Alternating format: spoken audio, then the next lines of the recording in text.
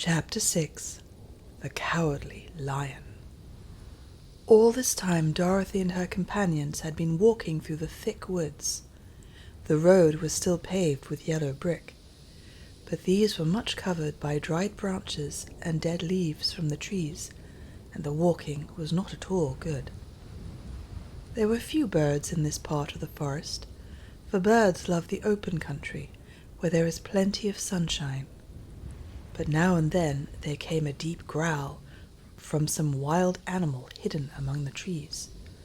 These sounds made the little girl's heart beat fast, for she did not know what made them. But Toto knew, and he walked close to Dorothy's side and did not even bark in return. "How long will it be," the child asked of the Tin Woodman, "before we are out of the forest?" "I cannot tell," was the answer, "for I have never been to the Emerald City. But my father went there once, when I was a boy, and he said it was a long journey through a dangerous country. Although nearer to the city where Oz dwells, the country is beautiful. But I am not afraid so long as I have my oil can, and nothing can hurt the Scarecrow, while you bear upon your forehead the mark of the Good Witch's kiss, and that will protect you from harm." "But Toto," said the girl anxiously, "what will protect him?" "We must protect him ourselves if he is in danger," replied the Tin Woodman. Just as he spoke, there came from the forest a terrible roar, and the next moment a great lion bounded into the road.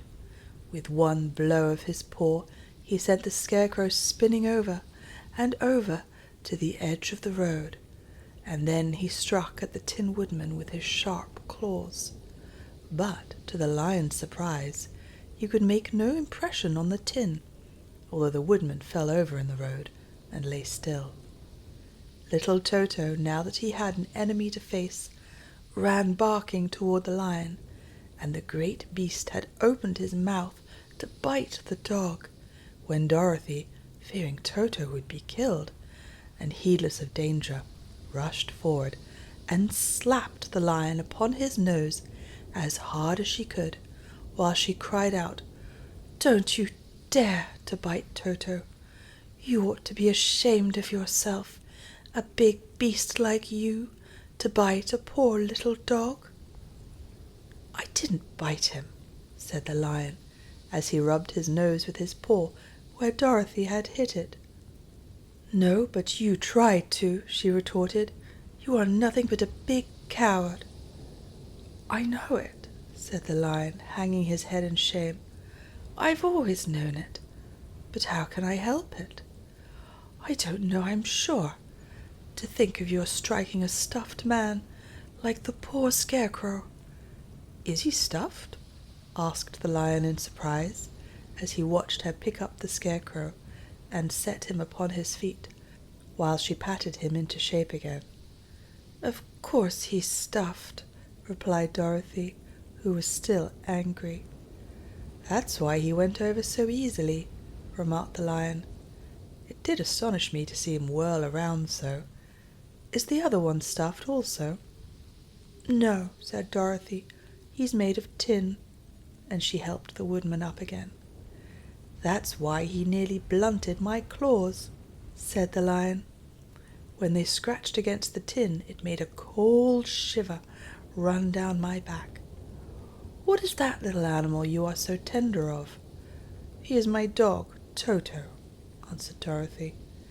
"Is he made of tin, or stuffed?" asked the lion. "Neither. He's a meat dog," said the girl. "Oh, he's a curious animal, and seems remarkably small, now that I look at him. No one would think of biting such a little thing, except a coward like me," continued the lion sadly. "What makes you a coward?" asked Dorothy, looking at the great beast in wonder, for he was as big as a small horse. "It's a mystery," replied the lion. "I suppose I was born that way.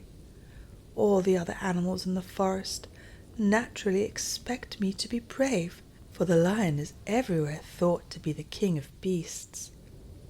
I learned that if I roared very loudly, every living thing was frightened and got out of my way. Whenever I've met a man, I've been awfully scared, but I just roared at him, and he has always run away as fast as he could go. If the elephants and the tigers and the bears had ever tried to fight me, I should have run myself. I am such a coward. But just as soon as they hear me roar, they all try to get away from me, and of course I let them go. But that isn't right. The king of beasts shouldn't be a coward, said the Scarecrow. I know it, returned the lion, wiping a tear from his eye with the tip of his tail. It is my great sorrow, and makes my life very unhappy. But whenever there is danger, my heart begins to beat fast. Perhaps you have heart disease, said the Tin Woodman. Maybe, said the lion. If you have, continued the Tin Woodman, you ought to be glad, for it proves you have a heart. For my part, I have no heart, so I cannot have heart disease. Perhaps, said the lion thoughtfully, if I had no heart, I should not be a coward. Have you brains? Asked the Scarecrow. I suppose so. I've never looked to see, replied the lion. I am going to the great Oz to ask him to give me some, remarked the Scarecrow, for my head is stuffed with straw. And I am going to ask him to give me a heart, said the Woodman. And I am going to ask him to send Toto and me back to Kansas, added Dorothy. Do you think Oz could give me courage? Asked the Cowardly Lion. Just as easily as he could give me brains, said the Scarecrow. Or give me a heart, said the Tin Woodman. Or send me back to Kansas, said Dorothy. Then, if you don't mind, I'll go with you, said the Lion, for my life is simply unbearable without a bit of courage. You will be very welcome, answered Dorothy, for you will help to keep away the other wild beasts. It seems to me they must be more cowardly than you are, if they allow you to scare them so easily. They really are, said the Lion, but that doesn't make me any braver. And as long as I know myself to be a coward, I shall be unhappy. So once more the little company set off upon the journey, the Lion walking with stately strides at Dorothy's side. Toto did not approve of this new comrade at first, for he could not forget how nearly he had been crushed between the lion's great jaws. But after a time he became more at ease, and presently Toto and the Cowardly Lion had grown to be good friends. During the rest of that day there was no other adventure to mar the peace of their journey.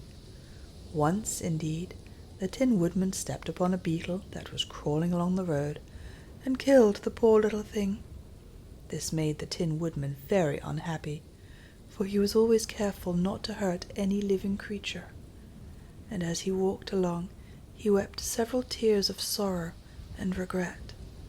These tears ran slowly down his face and over the hinges of his jaw, and there they rusted. When Dorothy presently asked him a question, the Tin Woodman could not open his mouth, for his jaws were tightly rusted together. He became greatly frightened at this, and made many motions to Dorothy to relieve him, but she could not understand. The Lion was also puzzled to know what was wrong, but the Scarecrow seized the oil can from Dorothy's basket and oiled the Woodman's jaws, so that after a few moments he could talk as well as before. "This will serve me a lesson," said he, "to look where I step, for if I should kill another bug or beetle, I should surely cry again, and crying rusts my jaws so that I cannot speak." Thereafter he walked very carefully, with his eyes on the road, and when he saw a tiny ant toiling by, he would step over it, so as not to harm it. The Tin Woodman knew very well he had no heart, and therefore he took great care never to be cruel or unkind to anything. "You people with hearts," he said, "have something to guide you, and need never do wrong. But I have no heart, and so I must be very careful. When Oz gives me a heart, of course I needn't mind so much."